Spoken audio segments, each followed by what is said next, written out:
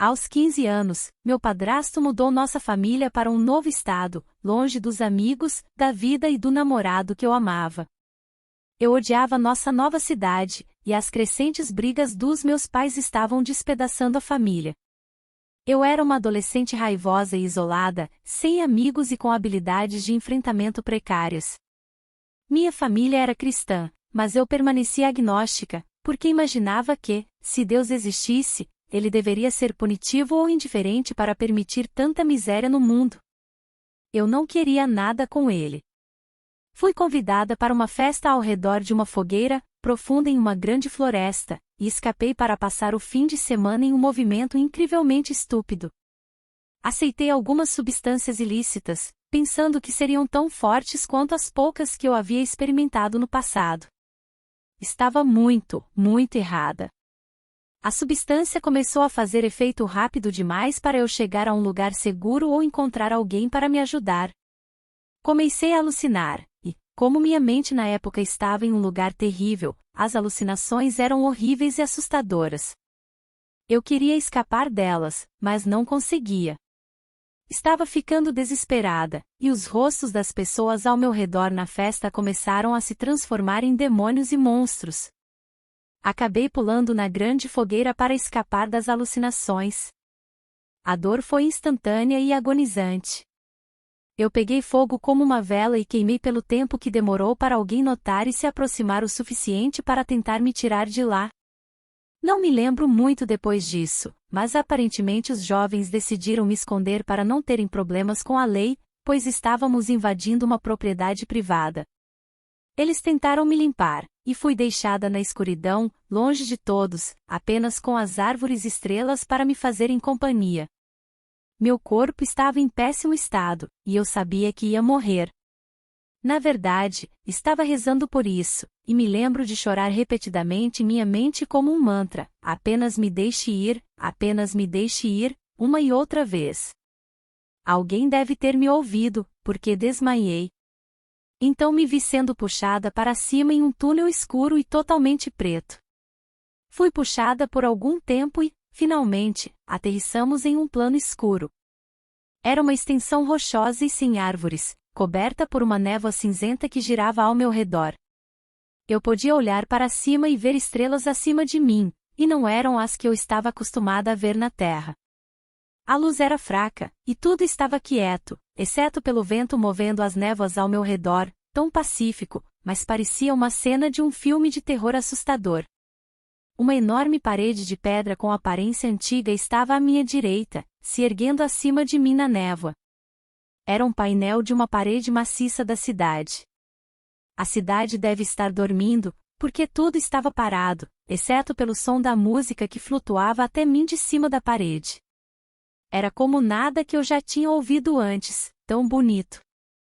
Que amamos no processo, apenas nos separamos temporariamente. Aos 15 anos, meu padrasto mudou nossa família para um novo estado, longe dos amigos, da vida e do namorado que eu amava. Eu odiava nossa nova cidade, e as crescentes brigas dos meus pais estavam despedaçando a família. Eu era uma adolescente raivosa e isolada, sem amigos e com habilidades de enfrentamento precárias. Minha família era cristã, mas eu permanecia agnóstica, porque imaginava que, se Deus existisse, ele deveria ser punitivo ou indiferente para permitir tanta miséria no mundo. Eu não queria nada com ele. Fui convidada para uma festa ao redor de uma fogueira, profunda em uma grande floresta, e escapei para passar o fim de semana em um movimento incrivelmente estúpido. Aceitei algumas substâncias ilícitas, pensando que seriam tão fortes quanto as poucas que eu havia experimentado no passado. Estava muito errada. A substância começou a fazer efeito rápido demais para eu chegar a um lugar seguro ou encontrar alguém para me ajudar. Comecei a alucinar, e, como minha mente na época estava em um lugar terrível, as alucinações eram horríveis e assustadoras. Eu queria escapar delas, mas não conseguia. Estava ficando desesperada, e os rostos das pessoas ao meu redor na festa começaram a se transformar em demônios e monstros. Acabei pulando na grande fogueira para escapar das alucinações. A dor foi instantânea e agonizante. Eu peguei fogo como uma vela e queimei pelo tempo que demorou para alguém notar e se aproximar o suficiente para tentar me tirar de lá. Não me lembro muito depois disso, mas aparentemente os jovens decidiram me esconder para não terem problemas com a lei, pois estávamos invadindo uma propriedade privada. Eles tentaram me limpar, e fui deixada na escuridão, longe de todos, apenas com as árvores e estrelas para me fazerem companhia. Meu corpo estava em péssimo estado, e eu sabia que ia morrer. Na verdade, estava rezando por isso, e me lembro de chorar repetidamente em minha mente como um mantra: apenas me deixe ir, uma e outra vez. Alguém deve ter me ouvido, porque desmaiei. Então me vi sendo puxada para cima em um túnel escuro e totalmente preto. Fui puxada por algum tempo e, finalmente, aterrissamos em um plano escuro. Era uma extensão rochosa e sem árvores, coberta por uma névoa cinzenta que girava ao meu redor. Eu podia olhar para cima e ver estrelas acima de mim, e não eram as que eu estava acostumada a ver na Terra. A luz era fraca, e tudo estava quieto, exceto pelo vento movendo as névoas ao meu redor, tão pacífico, mas parecia uma cena de um filme de terror assustador. Uma enorme parede de pedra com aparência antiga estava à minha direita, se erguendo acima de mim na névoa. Era um painel de uma parede maciça da cidade. A cidade deve estar dormindo, porque tudo estava parado, exceto pelo som da música que flutuava até mim de cima da parede. Era como nada que eu já tinha ouvido antes, tão bonito. Fez meu coração doer, e eu queria muito, muito encontrar a sua origem. Ainda me faz vibrar de felicidade por dentro quando penso nisso agora. Mal posso esperar para ouvi-lo novamente. Era amor e esperança na forma de música, o que eu não sabia que era possível. Percebi então que eu não tinha um corpo, mas me sentia inteira e bem. Não mais alucinações, o que foi um enorme alívio. Ainda podia sentir dor, no entanto, e isso me intrigava até eu perceber que tinha uma ligação invisível a mim e se estendia para a esquerda, desaparecendo de volta para a Terra. A Terra estava longe, tão longe que os humanos nunca poderiam alcançá-la ou retornar. Não sei como eu sabia disso, mas simplesmente sabia. Eu podia sentir meu corpo humano de volta à Terra, mas vagamente. Ainda estava com dor e morrendo, o coração batia, mas as pausas entre eram tão longas que eu sabia que estava quase acabando, e eu estava feliz. Não queria mais nada com aquela carne quebrada. Ela era estranha para mim agora, e eu a odiava. O guia veio até mim, uma bela estrela brilhante da qual eu não conseguia dizer se era masculina ou feminina, mas ela simplesmente irradiava uma calma inteligência. Foi nesse instante que eu soube, apenas soube, que Deus era real. Não havia mais como negar, e isso me irritou profundamente. Se Deus era real, então ele era o arquiteto de todo o sofrimento das pessoas na Terra, de toda a minha dor e luta até aquele momento. Instantaneamente, fiquei irritada, e a raiva é uma coisa poderosa, uma coisa destrutiva. Eu sentia que estava inchando com ela, ficando maior, mais forte. Eu queria derrubar esse ser para outro cosmos e sentia que era capaz disso. Assusta-me pensar nisso agora, poder não controlado demais. Mas o guia não reagiu à minha raiva, apenas ficou na minha frente, irradiando aquela aceitação e amor calmos. Isso só me deixou mais irritada. Um tabuleiro de xadrez apareceu onde meus pés estariam, mas acho que eu desejei esse tabuleiro à existência, ou talvez o guia tenha feito. Não tenho certeza. Tudo é possível lá, e o tempo nem sequer tem domínio naquele lugar. Apontei para o tabuleiro, tentando controlar minha raiva, como minha mãe tentará me ensinar, e perguntei, como a adolescente irritada que eu era: isso é algum tipo de jogo, uma piada? O guia falou comigo então em minha mente. Percebi que não estava falando em voz alta: amamos em nossas vidas porque os veremos quando voltarmos para casa.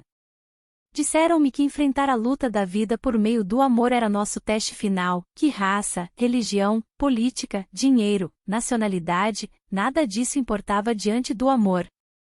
O guia estava ficando mais preocupado, agitado, e eu senti que eles estavam realmente prestando atenção à minha irritante ligação. Eles me mostraram imagens do meu passado, mas pararam rapidamente apenas nas coisas que achavam importantes, e então continuaram a explicar que eu poderia ficar, sim, mas que deveria retornar e concluir meu dever. Eles não explicaram o que era, mas eu instintivamente sabia o que era, embora quando voltei à Terra, não conseguisse mais lembrar. Aparentemente, devemos descobrir isso por nós mesmos aqui embaixo, disse o guia quando eu protestei, mencionando que há crianças que precisam nascer, ao que eu zombei, pois aos 15 anos não tinha o desejo de ter filhos, e eu disse a eles assim: agora eu tenho filhos, hein? Eles também me lembraram do meu namorado e meu amor por ele. Eu amava meu namorado e eventualmente casei com ele e tive filhos, mas mesmo assim, até mesmo meu amor por ele não me fez querer retornar.